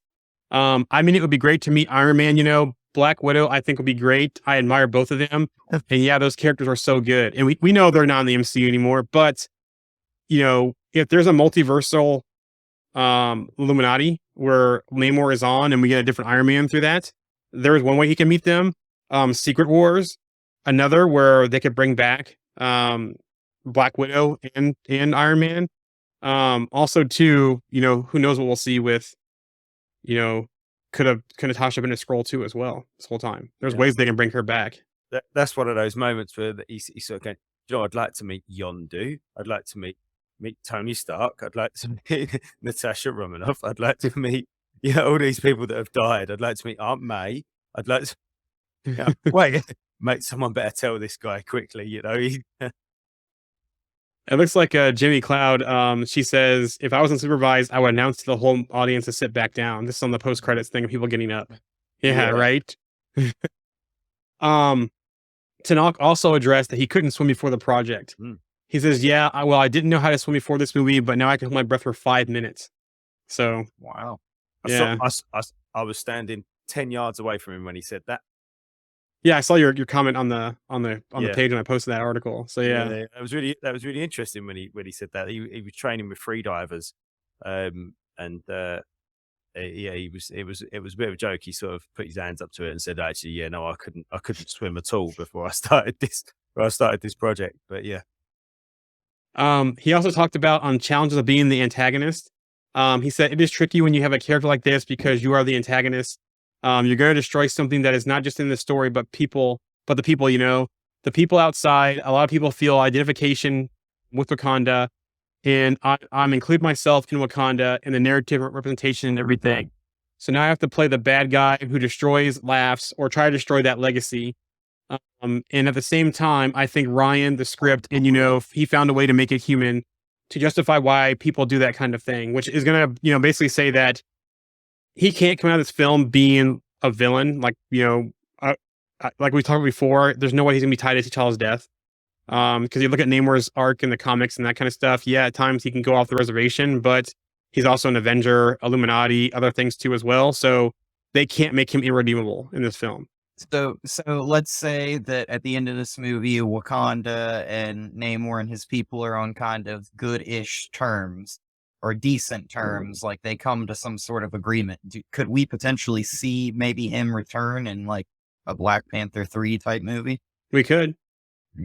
Especially if the government tries that rumor about the government invading Wakanda, and they try to, and him in. Yeah, if they pull him in as it's basically Black Panther and Namor and Wakanda and Atlantis versus the U.S. government or some kind of council like World Council people. So yeah, I think it'll almost be the enemy of what's that saying? The enemy of my enemy is my is my friend. friend. Yep. Yeah, Yeah. it'll be a little bit of that. It'll be a little bit like, I can't believe I'm making this comparison, but it'll be a little bit like the Phantom Menace. Yeah, the Phantom Menace where the droids are coming to attack Naboo, Yep. and they go the Naboo people, or they go down to the Gungans, don't they? And they say if they attack them, it's going to attack you, and it will almost be that same situation where if this entity, the Thunderbolts, Val, whoever it is, the US government, decide to attack Wakanda, it'll only be a matter of time before they come for you. They come for them. So and they'll see that, and maybe work together. And I would imagine. Good. You're fine. Go ahead. I was just gonna say with the trailer, they have that scene where they've got the dive suits going down. So I would assume that maybe Namor and Talokan maybe gets involved and maybe disrupts what they're doing with those suits. And I would assume that would put them instantly on the government's radar. Who are these people and why are they doing this? And that would be the greatest tie of them in this movie being all right, yeah, they're coming for us now in the third movie, but they're going to come for you too, because you were on their radar in the second movie and they watched both of us go through a fight against one another. So also too, there's an unknown link here that will get fleshed out during this movie between Wakanda and Atlantis, whether they've had conflict before in the past, they have some kind of tie from the past. There's something here that we don't know because, but I don't know why exactly he's going to come for Wakanda like he does in this film, saying Wakanda will fall. It can't just be this rumor device that that Riri creates with Shuri that does something to disrupt Atlantis. There has to be more to this, almost like they had some the rule T'Chaka and T'Challa, and then T'Chaka before him and the rule before that had some kind of working agreement where they've always known of Atlantis and Talokan and Namor, and there was some kind of partnership or standing agreement there. Yeah, I've got a feeling. I think Alex might have said it quite a long while ago, actually, or somebody said this, that they may be another tribe of Wakanda. That was me. Yeah. You said that, Joan. Yeah, so that they was another tribe of Wakanda many years ago, but they got sort of pushed away or abandoned, and they sort of went off and done their own thing. And obviously, they've been biding their time, waiting for their time to sort of get back in. And they see this as their moment to get back in, with our ruler. Yep. Like a water tribe, maybe they had. Yeah. Yeah. And there's a scene in the trailer that I've seen where it's there's two statues, and one of them almost looks like it's kind of wearing the same outfit as one of their people. Mm-hmm. So I think that would be kind of an interesting, and I mean, you see in the trailers, they're telling this story of who I believe is supposed to be Namor. It's hinted at, they tell this legendary story about him. Yep. So it's almost kind of he's a fabled tale. So it's almost him and his people might be the lost tribe. And I think that would be a really interesting spin on things. Or not a lost tribe, they could be the original rulers of Wakanda that got pushed away and overthrown maybe as well. Mm-hmm. And they retreated into the sea. Who knows? Or, how earthquakes happen, plate shift, continents break apart. That could be part of it too as well. Yeah, I mean, we don't know how long Wakanda's been there. It could have been there for thousands centuries. And thousands mm-hmm. and thousands of years. So yeah, and like what you said there, Joey, we've already had that little nugget of information in Endgame where Natasha says to Okoye about the earthquakes under the sea. Mm-hmm. And Okoye says, we handle it by not handling it, which she's right. But I wonder whether that is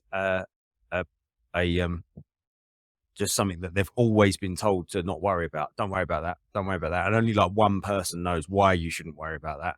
And it's kind of passed down. It's like a secret, that's passed down beyond, rulers. Yeah, from ruler to ruler.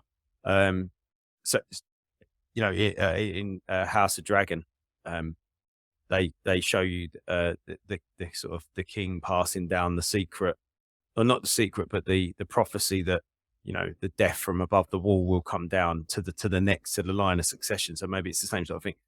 Don't worry about the earthquakes under the sea, because it's these people that have been, trying to, I don't know, something like that. You know what I mean? Yeah, mm-hmm. Exactly.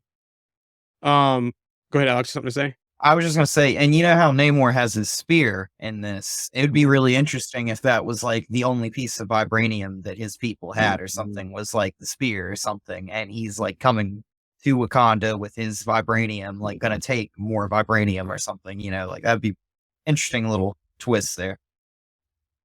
Okoye actress Danny Guerrera did just talk about Wakibi, who we haven't seen since the first Black Panther at all. We haven't seen him in Infinity War or Endgame, especially in Infinity War when they came to Wakanda for that fight. Um, she says they didn't discuss what happened between the films. What we did, we did. I can't go into too many details. You would have to ask my director about that whole thing. But we definitely did. There was stuff that we didn't end up doing, but we definitely did. Kugler has noted that Wakabi is basically banished. He said, yeah, he's basically banished, but still in the Wakandan borders. Yeah, does that make sense? So there's one line that refers to him still being alive. So it sounds like we do get a clue about him being alive in the film, but he's definitely not in the film because he had a conflict with Nope filming. That's why he's not in the film. But what's interesting too is like, so who took over the border security? Is this going to be Michaela Coel's character possibly? Because this impacted Infinity War, but also impacts Wakanda forever. So it'll be interesting to see who's the new border tribe leader, or does she or the Dora, or did just the Dora Milaje just take over? Two last things on the news. We can get into our discussion. Marvel did launch a 6-episode podcast, which explores the making of Black Panther: Wakanda Forever. That premiered on November 3rd on out there for the podcast. They also did a 2020 ABC presented Black Panther: In Search of Wakanda. That aired on Friday on ABC, but you can also watch on Hulu now as well. That's all I got. A lot of news, but that's all I got. Oof. That was a That was a lot. lot. Yeah. I don't know if we've got anything else to discuss, have we? We've covered it all. Well, I do want to bring something up. So that scene with Riri, I don't know if you guys seen it in the trailers where it shows her suit and it's like partially completed. And it looks like she's got that like nanotech piece that like Tony Stark has. It's like almost like in the center. And you see her later on in these trailers where she's got the full suit, she's flying around, everything like that. Almost wonder if there's some sort of nanotech that Shuri helps her use in this movie to finish developing that suit, or maybe uses some sort of vibranium tech or something to add on. Well, remember the tech that she gives to T'Challa in the middle of Black Panther, where he gets the necklace. I think that's that same tech, but I think we're going to see 2 suits with Riri. I think they're going to get in a situation where they have to escape and Riri build a temporary suit. I think that's when her and possibly Shuri become even better friends, because there's a scene where you see Shuri and Okoye show up to her dorm room in one of the trailers. So I think they first recruit her to do something or to help them with something. But later on, I think they're going to end up getting possibly captured, because there's another thing in the trailer where you see soldiers doing something and you also see the Dora Milaje. So it's almost like that Riri and Shuri get trapped somewhere, and that's where Riri builds the first suit, which is going to be a more rough suit, kind of like we saw with Iron Man 1 when he's in the caves. And then I think that Shuri's going to see, look, they're going to bond probably over this, and then help her build a more full-fledged suit. And she might get that similar tech that T'Challa had in his necklace, that also Killmonger had as well, where the whole suit came out of the necklace, maybe. Okay. Yeah, I don't know about the they get stuck somewhere and she has to build a suit. Would that be a bit too Iron Man repetitive? Yeah, do you know what I mean? I think she's just built that in her dad's garage or something. Yeah, it could be that too. Yeah, just that clever. Maybe that piece of tech is the piece of tech that she's missing, and maybe that's why Shuri's going. They know of Riri Williams at where is she? MIT. Yep, MIT. They know of Riri Williams at MIT because they're keeping tabs on anybody that's of any intelligence and can work like that. Maybe she's got Wakandan roots. I don't know. And then Shuri turns up and she's building this great suit, and she goes, "Look, this is the piece that you're going to need to finish your suit off, to power your suit," and that's what she takes. And I could go ahead. I was just saying, I could be wrong, but I feel like those dive suits kind of resemble her big bulky suit too. Like, Mm. you know what I'm saying? Like in this, where they show the dive suit really quickly, it kind of reminds me of how bulky, like we know it's going to be like kind of like a muscle car kind of type thing. Yep. It's bigger and bulkier. So Yeah, I wonder what somebody brought up the other day on the group, that they wonder whether that Riri is going to be a similar character in this movie to America Chavez was in Multiverse of Madness, i.e., Possibly. the baddies are trying to, you know, get hold of this one person because they've got something that they want, you know, and the baddie of Multiverse of Madness wanted to get hold of America Chavez because they had something they want. Maybe the baddies of this movie want Riri because they've got something they want. Yeah, I almost think that Blake Bell's character is part of that. That she has some tech or some product she's worked on at MIT that they want, and that's maybe part of the thing that exposes Telecan possibly in the early part of the movie. But back to your thing, I don't think they're actually watching everyone to see who's doing things. I possibly think that, remember the end of Black Panther, the resource centers they did in Oakland, right? Maybe they had one in Chicago, and that's how they found about Riri, and they kind of just kept tabs on her through all that time. Where she's kind of come through one of those centers like that, and they just seen her intelligence, so they've always kept eyes on her, and they said, "Hey, you've done this project at MIT," and then they came to MIT to recruit her. I think that's where that Yeah. comes. I don't think she's Wakandan. I think that would be kind of too easy to say she has Wakandan roots. I think it's more that she's come through one of those centers. well, and I think that really does like a really double-edged sword here, where when Wakanda opened itself up to the world, it Yep. also like did it both ways too. You know what Yeah. I'm saying? Like, so that's kind of like a nice little thing that they can do there. Yep, That's Starbucks what- Olympics. That's yeah. That's kind of what they said though, didn't? That's kind of what they were saying to T'Challa when he said about opening up. He said that's what they said. They'd come after him. Yep. They'd come after what they've got. This is exactly what, and this movie is gonna. That's exactly what's gonna happen in this movie. They're gonna come after him. You know, they've made themselves known to the world. Which Roxy goes, that makes a lot of sense, but also kind of leads me to, is Everett Ross, that smiling face type person, because he's the one that kind of helped push T'Challa by the end of that movie to open up Wakanda to the world. But then he could be a scroll too. But then the US government, that whole rumor. So there's some deception going on there, I think, with Everett Ross.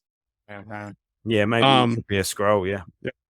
I want to talk about, was it, I think Jimmy posted this in the group, the question where she said, T'Challa's passing, his celebration, that the whole thing with T'Challa's passing, what other Avengers could be there? She mentioned, we don't think we'll see the scene from Endgame with Tony, but do we think there'll be any cameos there? I could potentially see 3 cameos there.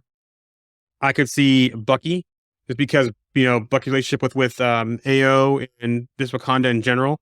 I could see Sam, because Sam's kind of been an extension of that too, with the whole suit and that as well. But also Rhodey, because it seems like Rhodey might have some rapport with T'Challa as well. Civil War, when they were there for Infinity War, just interactions there. I think we have a couple. Those 3, one of those 3 could be there for any kind of ceremony or celebration of life type thing, if any other Avengers do show up. Yeah, agreed. Yeah, I was gonna say, I feel like definitely Bucky. I feel like that one. I mean, he was a big part of them, and they helped change Bucky, so you could definitely see him show up. That's a strong possibility. But yeah, they had lines together, didn't they? They had time to. Oh, Andy cut out. Andy's back. We're here. There you go. You were cutting out there for a second. Yeah, you're cutting out, so your indicator dropped too, but you're back. Oh. So yeah. Oh, okay. I haven't got anywhere. I'm still here. It'd be interesting to see, what other cameos that we see out. So we know Everett Ross is going to be there. But also be interesting what other cameos we see, if there are any other cameos in this film. I just don't think that they should get distracted by the cameos. Like, yeah, I think that kind of takes away from what this is all about. And I mean, they don't need to roll out like 30 people from like the MCU to come like be a part of this. Like, I feel like that's kind of too much of a distraction. They need to keep this like kind of close and tight, Yeah. And Jimmy you're fine. Go ahead. I was going to say, I totally agree, Alex. And this is the type of project that doesn't. This could stand alone. Yep. And it's not standing alone anyway. Yeah, it's not a new project, is it? Sorry, it's not a new property. You know, it's a Black Panther property. It's characters, lots of characters that we've seen before. Its characters, legacy characters are in there, so it doesn't need these other links to the show to the MCU. It's already got them. They're built in, aren't they? They don't need to be wedged in. I think a Sam or a Bucky or a Rhodey turning up at the funeral would make complete sense. I don't think that would feel like it would be wedged in at all. But yeah, I totally agree with what you said, Alex. I think, and I don't think they will get distracted. I don't think Coogler would have sort of fallen for that one. Yeah, that makes sense. Jimmy goes, the White Wolf goes Wakanda. So definitely, I could see Bucky there. Like I said, Bucky, Sam, Rhodey, one of them, or a combination of. But yeah, I don't think anybody else. I'm interested to see what the rest of the world's reaction is to T'Challa's passing in this film. Just because of, you know, the whole Infinity War thing. You know, he's been there through Civil War. You know, even other governments' reaction as well. We do see Queen Ramonda talking to the UN again, like, you know, where she thinks she's lost someone else. It seems like, because she's like, she's talking about lost there in that scene, and the way she's like pleading to the UN. Like I think something happens with Shuri where she gets, like I said, the whole Shuri and Riri thing where they get captured or something like that, possibly for a bit. There's something else that's going to happen here, that because it doesn't sound like she's pleading only for T'Challa there. She's pleading for somebody else, but also Wakanda in general as well. Well, T'Chaka as well. I mean, it's not been long. I mean, even if it's been 6 years, she's still lost her husband and her son in 6 years. There's still a lot of grief to go through, and as a country. And I feel like in this situation, like, you know, obviously, like, he probably would have gone out, developed some world relationships in the MCU with like other world leaders and things. So there probably would have been the world probably would have been sad for the loss, but I feel like it's very important for us to see how Wakanda is dealing with this and not the rest of the world, you know? And maybe the initial ceremony, Wakanda doesn't know, the world doesn't know about it yet. Only Wakanda knows, and they don't tell anybody at first as well. How about this as an idea? Maybe we've been thinking about this backwards. Maybe we see the ceremony at the beginning of the movie. I don't see any other way that they could begin this movie without actually diving straight into the fact that T'Challa's died and so has Chadwick Boseman. I feel like that's what they need to do. But then we almost instantly see Namor attack Wakanda and take over Wakanda, and he takes over Wakanda. Yeah. And the Wakandans get kicked out. Shuri gets kicked out, like not kicked out, but they escape, displaced, run out of the city. Kind of yes, they get run out of the city. So Shuri escapes, Nakia escapes, Okoye, Ramonda. Shuri escapes. They're all scattered all over the place. No way of communicating with each other. Shuri goes and finds Riri to try and get back into Wakanda. Ramonda goes to the US government to help. She says, "I've lost everything." She's lost her daughter. She's lost her son. And gets the US government to actually go and help them take back Wakanda. Actually, it turns out that they're actually the US doing government. their own nefarious thing. Yep, exactly. Yeah, and so they go and attack Talokan and Namor, but they also they're also got, like you say, they've got underlying reasons as to why they do it, and then maybe at the end the Wakandans and the Talokans combine together to kick the US government out, and then kind of agree a mutual agreement. But then the US government come back later, and you know, in a third movie, and with with reinforcements, sort of thing. Do you think they're completely ignore the snap? Do you think that before we see anything with T'Challa's death, that they might address like a recap of the snap thing, and then go into that, and maybe use him coming back from the snap as part of his death? Maybe they. Do you know what? I just hope they just purely say that he died of. Well, I don't think they need to say he died of anything. I think just they need to say that he's died. I don't think they need to explain how he died. Maybe they need to just mention the fact that they spent 5 years without a ruler, and then he came back, and then he was cruelly taken away from us once he come back, because that's kind of true as well, isn't it? You know, in the real world. But I don't think they need to spend too long. I think we need to move on from this snap stuff now. I think we do, but with the way Wakanda is and what we've seen so far from the first Black Panther, I don't think they can completely ignore that 5 years with no ruler, though. Or does that lead to just Ramonda that just took over, and she's kind of never taken it back, even when he came back after the snap? Yeah. So I don't know. They could gloss over it, I guess. They could just like a couple of throwaway lines, maybe. I don't know. I feel like that was a big part of maybe the original script for this movie. But Oh, yeah, definitely was. Yeah. And that was like going to be something like navigating like the political changes of his, country of Wakanda, like coming back and all these people being displaced and everything. I mean, you could have had a whole new person sitting on the throne, And Baku, and for example. yeah. So, and I mean, we could very well end up in that situation after this movie where somebody comes challenging for the throne again once somebody else is sitting on it. So, it's one of those situations. yeah, I agree with you, Alex. I think, like you said, I think it was probably a huge part of the original script. It would have been a lot closer in time to Endgame anyway, if you would have taken away the pandemic and obviously Chadwick Boseman's passing. If neither of those things would have happened, it probably would have been released a year ago, 2 years ago, maybe. So it would have been a lot closer. So it would have made more sense to continue to talk about the effects of Endgame. Now we are 4 years on in our time from Endgame. I feel like you said, not throwaway lines, but like But say, like a small recap, nothing major. yeah, just Ramonda saying that he was taken away from us, and we was lucky enough to get him back, and then he was cruelly snatched away from us again, and then that's it. I think we don't need to worry about it anymore. Okay, so what are your thoughts about? Will we see more than one Black Panther this film, or will we see more than one person wear a Black Panther suit? You know my thoughts on this. I still think that it's going to be a nanotech suit, and I still think we're going to see 4 or 5 people wearing it. I think it will go to whoever needs it, whenever they need it. It will protect whoever it needs to protect. Like not necessarily it's sentient. That's not what I mean. I don't mean it'll be sentient, but the suit will be able to fit anybody. And I think we'll see it fit Shuri, see it fit M'Baku, Okoye, and even Ramonda as well. I think we're going to have one of those moments where Namor comes for Wakanda. Everybody's like running in fear as Wakanda's being attacked. You have a couple of people run into a room and grab like a handful of these suits and then, suit up and then go out to fight and hold the line kind of type of situation. I can also see that we see the I'm probably gonna say this wrong. The Wakanda Special Forces I'm not even gonna say it. They wear the white suits, the Wakanda Special Forces. I think we're gonna see them in this movie. I think that's gonna help with some of this. It's interesting they're bringing in Mikhail Coel's character this time, who seems like she's gonna be the one who's trained Dora Milaje and that kind of stuff and work with them. So it'll be interesting to see what her role is gonna be. There is some rumors that her and Okoye have some kind of relationship possibly. But what role she plays will be interesting. Yeah.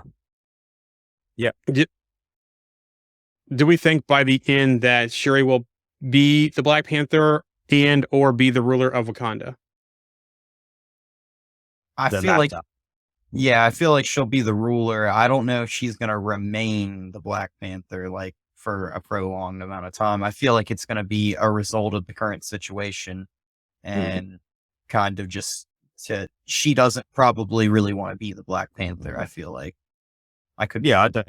Yeah, no, I agree. I don't. Whether she might want to be, but she knows that she won't. She's not stupid. She knows that she's not a fighter. She knows that she's not capable of being Black Panther, but she will be Black Panther out of necessity. Like you said, it's just part of the circumstance. But yeah, I think at the end she may well be queen of Wakanda, but I don't think she'll want to be Black Panther. And am I right? I'm right in thinking actually as well though that she was Black Panther in the comic, and then she's now not again. Yep, going back to T'Challa.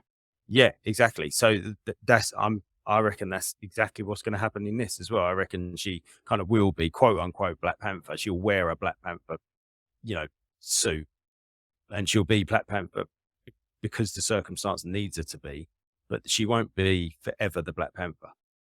I'm going to say, go ahead. No. I was going to say, I just think it'll be one of those things where they almost at the end say nobody can be Black. Not nobody can ever be Black Panther, but none of us are Black Panther. There's this, everyone's like, who's going to be the new Black Panther? I tell you what, nobody's going to be the new Black Panther because T'Challa was the Black Panther. And I still think we will get this kind of, because they kind of touched on it a little bit, didn't they? In What If, where that Natasha lost her world and then this world lost their Natasha. and she went to this world. And I think we might get a little bit like that in Secret War. You know, a Black Panther may have lost his entire world, not just his country and his people, but his entire planet to an incursion. And then we've got a planet over here that has lost their T'Challa, and we'll get a new T'Challa. Not a replacement of our T'Challa, not a recast. It's a multiversal T'Challa. Yep. It's a new person. I agree. And I think given time, people will heal. People heal from loss. And I'm not saying you're replacing our T'Challa. You're not replacing Chad Boseman. You're just replacing T'Challa. That's what I think. So I think by the end, I think Shuri will still be the tech person of Wakanda, but I don't think she'll be the leader or the protector. I think there's been some talk about Winston Rumor got a lot of more money for this film, and that he has some more contractual stuff, if I read that properly, for after this. So I almost think by the end, he's going to end up being the ruler and the protector of Wakanda. I don't think he'll be a Black Panther. They can make him another suit, like a man-ape style suit, you know, from their tribe type thing. And I think M'Baku is going to play a very important role by the end of this film. Yeah, I do. But right, so now that's kind of my point. I don't think it'll be a Black Panther suit. I think it'll be a suit. Yep. And it'll go to, and it will present itself on that person. It's almost like a steroid for that person. Yeah. So like they say about steroids, it just makes you more of what you already are. So it will present himself on him as this kind of like nanotech man-ape suit. Yep. And that's exactly what I'm saying. Yeah. And then, but then when it leaves him and goes to Shuri, we'll see Shuri in it first of all, because we will. I think it's pretty much all but confirmed, isn't it? When in that trailer, that's got to be her, hasn't it? It's pretty much her. And then, but it will jump to other people, and it'll present as something different on the person that it goes to. It will like read them a little bit or something. I don't know.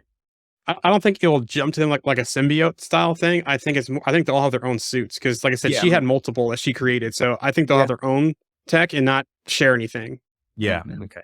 Yeah. Or maybe the beads, because you know the beads they throw at people. Throw That's at true other. too. Yeah. It's the Okoye beads. Yep. What any bold predictions for the movie?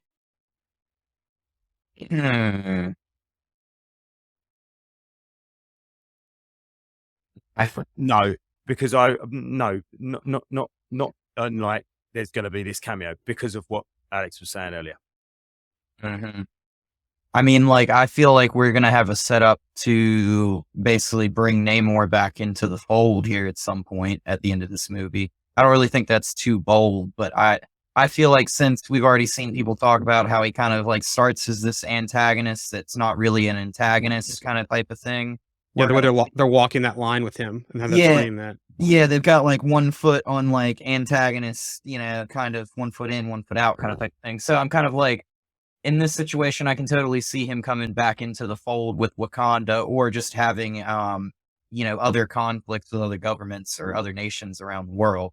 And maybe Wakanda has to help reel him back in. Maybe, like, you know, he's on their side.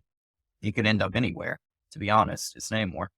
So. I hope they play him correct, because in the books he's always a villain, and he's never really a hero, but you don't hate him. Mm-hmm. And he's not an anti-hero either. No, he's kind of like Doom. Like, I think Doom has like there was something I was reading one time, and Doom's like talking about like why his people like Doom is because they may not like his laws and they may not like the way that he acts, but they know at the end of the day Doom will die for all of them, and Doom will like fight everything that comes to the door of Latveria, like trying to hurt his people, and he doesn't care what it is. Right. Like, he will literally fight until he cannot fight anymore, and Doom always like pulls it out. So that's why they like Doom, and that's kind of like, I feel like how Namor is going to end up being in this. Yeah, he's going to be like their champion, like the one that, you know, is just full throttle. Yeah, I'm still sticking with bold predictions then, Jorian. I'm still sticking with my one I've been sticking with for 2 years now. I think there is going to be a child. I think the way they're going to handle the future is a child. There's a reason why they talked about 2 Wakanda series on Disney Plus. I think one is a young king series or a young prince series. of bringing that child up to be the next, the heir to T'Challa, the next Black Panther. Maybe, and maybe he's named T'Challa as well, but I think by the end of this, maybe it's by the end or the mid-credit scene, there's gonna be a baby. There's gonna be a child. Okay. I don't know how old the child could be. My first thought the child could be, during the, she was already with Child at the end of Black Panther and between Infinity War and the snap, and all the time jump, that child's already starting to come of an age where they can start training the child, or she's pregnant during the movie and there's gonna be a baby at the end. So, but either way, I'm sticking with my theory of there's going to be a child, and that's how they're going to put this going forward into the MCU. Yeah, that could be the mid-credit scene, that they've been hiding this child Yep. getting almost like witness, like protection, especially since Wakanda went down to Namor, and then made the US government that this child's gone into hiding somewhere, and that's what the mid-credit scene is, that they're learning about their dad or something, or learning about their lineage. It's almost like that scene with I think it's Yoda and Obi-Wan when they think Luke has kind of strayed, and Yoda goes, "No, there's another." I think we're gonna get there's something like that going on here. I think, and I'm sticking with because you could so if that's like you say, Nakia could have been with Child in 2017. Basically, and now it's 2025, 24, 25. So yeah, the 6 to 8 years old. The child could well be sort of 8 years old by now. Yeah. So it's either a baby's going to be shown, or it's going to be a 6 to 8 year old child. If it's a baby though, that's a long way to wait again, isn't it? It's 20 years to wait before they can be. So I think 6 to 8, and then they could sort of, they can push things forward a few months every now and again, and make 10 years up in the next 5 years, couldn't they, really? Yeah, and one thing that they could do too is that maybe no one else knows about the child but Nakia. Remember, because she has her own people, her own tribe, part of Wakanda. She could, the way she's kind of been out of Wakanda and doing other things, she could have disappeared for a while, had the child in secret and not told anybody, and it's like a surprise, to Queen Ramonda and Shuri at the very end as well. And we just saw in the first Black Panther that like Killmonger was kind of like the illegitimate son of Wakanda, kind of like the forgotten legacy of Wakanda. And you could have like a very similar situation kind of play out here, where he could be kind of just hidden in the background and eventually come back and challenge for the throne, and like as T'Challa's son, and be like, I'm honoring the memory of my father. I'm coming back for the throne. I'm going to try and take Wakanda over again. I think that'd be very neat. Yeah, I like the parallels between that sort of the forgotten son or the forgotten prince or whatever it was. That'd be nice. I don't think he'd have to try very hard to take the throne back. I think he'd be given it. Yep. Do you know what I mean? I mean, it's legit. It legitimately would be his anyway, wouldn't it? So I don't think there'd be a battle or anything like that. But I get what you're saying. Yeah, I like I say, I like that kind of Killmonger was that person, but now this kid is. But you could have like M'Baku sit on the throne, and then him come and be like, "I'm challenging you for Wakanda," and him be like, "All right, well, you have to defeat me in combat." And then he defeats M'Baku in combat and proves himself, and then everybody's like, "Oh, he is, our new T'Challa, he is our new king," type of thing. Yeah. Speaking of Killmonger, do we think we'll see Killmonger in any form in this film? There was a little bit of talk about whether we'd see him in the ancestral plane, because if he's, I don't know how you get onto the ancestral plane. Do you have to take the heart-shaped herb to get onto the ancestral plane? Because if you do, he did, so he may well be there. Yeah, I think that's the only way that we can see him is ancestral plane, because we know that when Shuri's probably going to take, if she's probably some form of the herb, maybe it's synthetic, or they regrown it, or they had some left over in other parts of Wakanda where it was hidden. But yeah, when she does that, she's going to have to go to that, and we know it's not going to be T'Challa. So who's she going to see, T'Chaka or Killmonger? Probably. If she saw Killmonger, she could basically have one of those like types of realizations where like maybe she needs to be different than like how Wakanda's been in the past, like because Killmonger had a different philosophy on what he wanted to do with Wakanda. So, like, maybe like he could pop up there and be like, "Hey, this is what I think you should do," and it put like a weird little like spin on things. I think that would be a perfect opportunity for him. Yeah, I agree. My last question I have is, do we think Eternals, and this is the conversation that Alex and I had before, but also with the oceans and that kind of stuff, do we think anything from Eternals will have any impact on Wakanda forever? But I don't So think it'll have any impact. I think they might mention it though. yeah, so I know I was watching Eternals or part of Eternals the other day, and there's that scene where it's like an Aztec city in like the 1500s is like Yeah, being it's destroyed. Tenochtitlan basically was the Aztec capital and what Mexico City is now. Go And ahead though. I was just gonna say, and I feel like where Namor kind of has all these ties to like Aztec culture and things, like maybe that is like a link there where maybe like part of its destruction made some of its people flee and relocate or something. Gotcha. Yeah, relocate to Africa, to Wakanda. Or to somewhere safer or something, and they just flee and leave that and then end up in conflict with somebody else. And that's how they end up in the ocean, is because they have nowhere to go, kind of type of thing. Because there is that scene that we saw in the trailer when Namor's a boy and there are fires and it looks like something's happening. And I wonder if at that same time, because in Eternals, that's when Druig wants to help out the Aztecs because that's the Spanish Inquisition happening during that time. And that's when all the Eternals broke up. So that's why I brought that up when you brought that up, because I wonder if that's going to be referenced as that flashback scene to when Namor's a boy. Mhm. That And that'd make him very old though, wouldn't it? Yeah, he's a mutant too. So well, I mean, it wouldn't have to make him very old. Like they could make like when the people like went down into the water, like as a byproduct of something, say hundreds of years or years ago, it could be like the dark hold.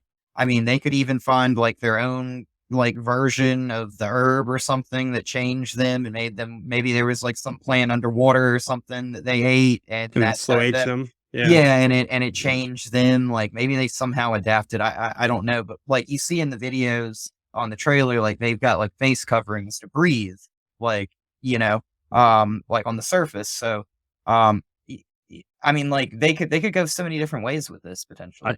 I just had an idea, and it was, I say an idea, stupid idea, a little bit like Pacific Rim, right, or Godzilla, where like these people have been like laying dormant for 300 years, and Yeah. then like the earthquake in the ocean woke them up, and then Mhm. they're carrying on their conflict that they had with Wakanda from 300 years ago. Yeah. Yeah.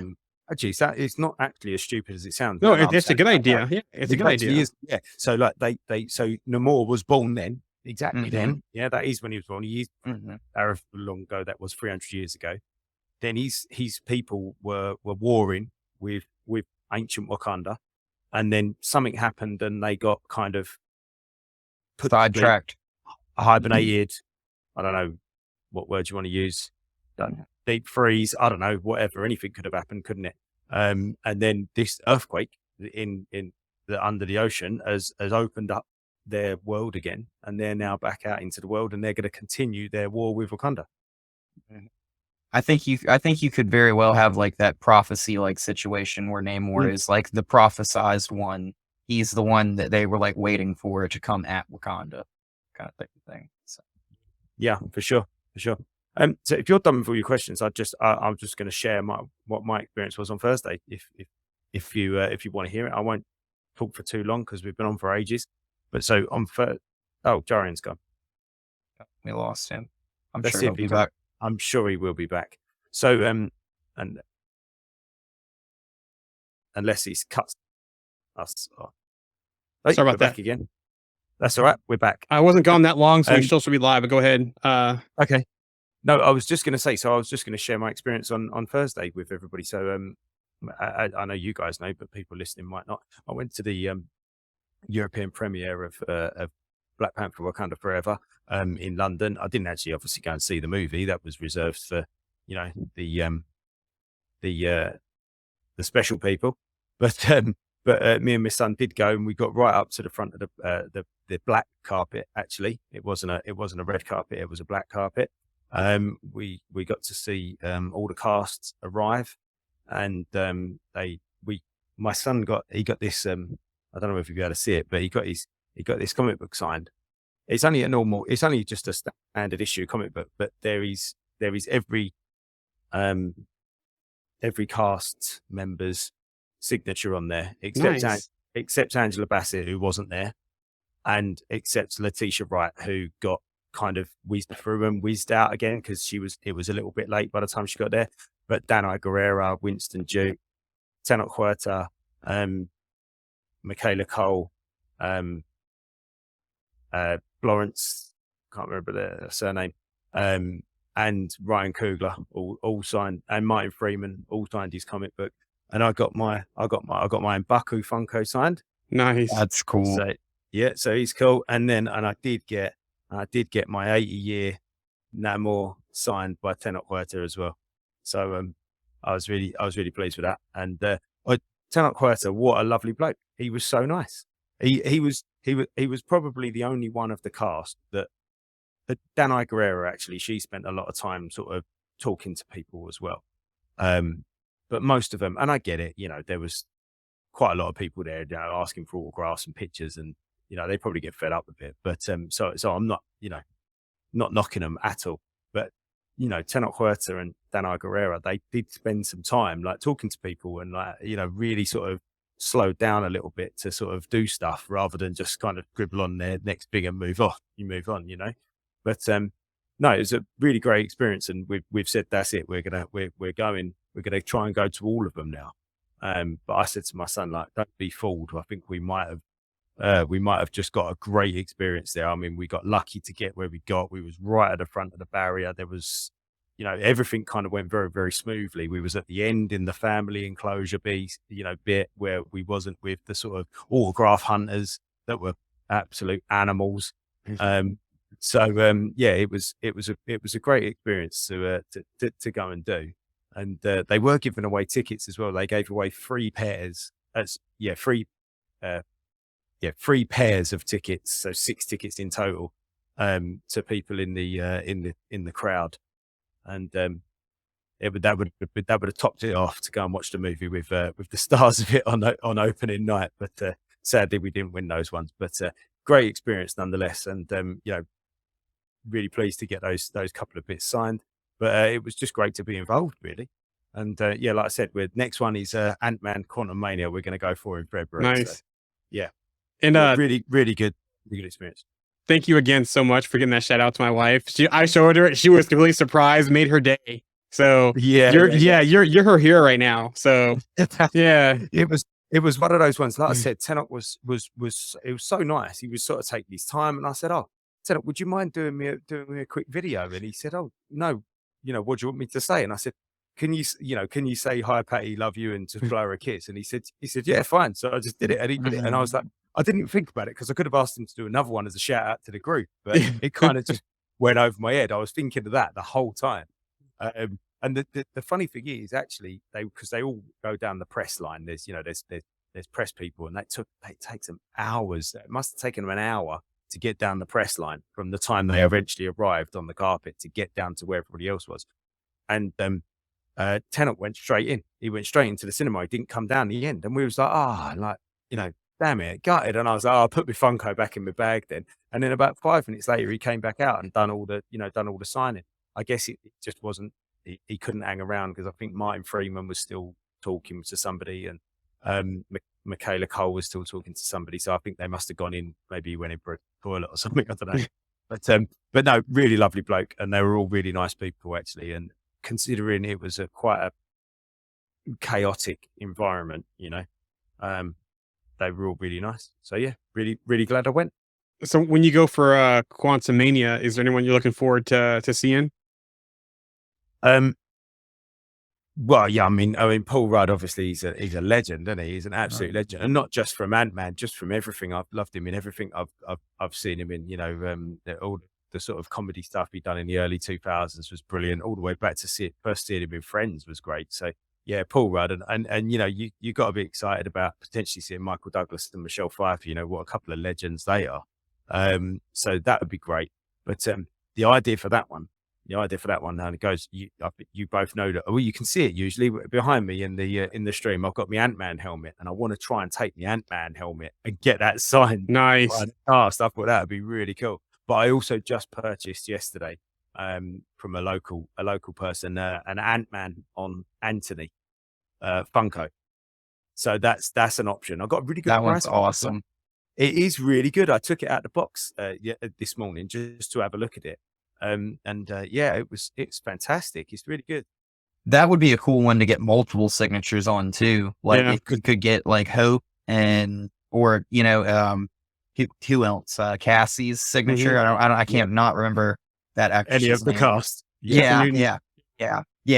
So, It's big enough. It's big enough to get 3 or 4 signatures on there, isn't it? So yeah, there's the idea. But yeah, I think obviously Paul Rudd, because I really enjoy Paul Rudd's work. Like everything he does, I think he's brilliant. And you got legendary people like Douglas and Pfeiffer in there. And obviously Majors. Yeah, Paul Rudd's a big Chiefs fan, so you always see him here at Chiefs games and stuff, and always see him on TV. And just sometimes we see him in the background, like in all of the players that you see him looking at. And when they won the Super Bowl, he was there, and they have like this thing like charities here that he's always involved with. So he's very around the Kansas City, Missouri area.